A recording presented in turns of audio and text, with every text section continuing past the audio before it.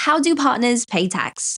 A partnership is a legal business structure where two or more partners decide to share the responsibilities, assets, liabilities, and profits of a business. The two partners in question don't have to be two individuals either. In fact, any legal entity can join a partnership, for instance, a company or even another partnership.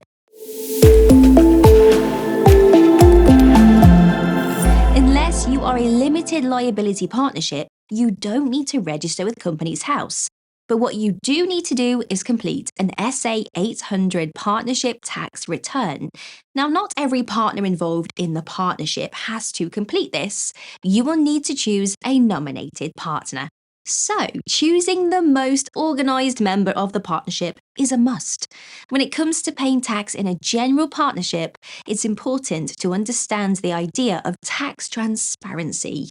This basically means the partnership itself isn't a tax-paying entity, which can be confusing since your partnership has to submit a partnership tax return. But the basis of this is to show HMRC things like how much your partnership has made, who the partners are, what type of share each individual has, etc. It basically keeps them in the loop and squashes any discrepancies if, for example, a partner says one thing on their tax return, but the partnership tax return says another. It's important to note that you are solely responsible for the taxes you owe, not your partnership. So, what are your tax obligations?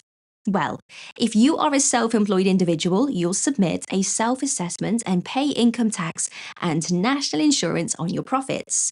If you are a partner in a limited company, you will also include your profits in your company accounts and report them as part of your company tax return, which means you will pay corporation tax on those profits.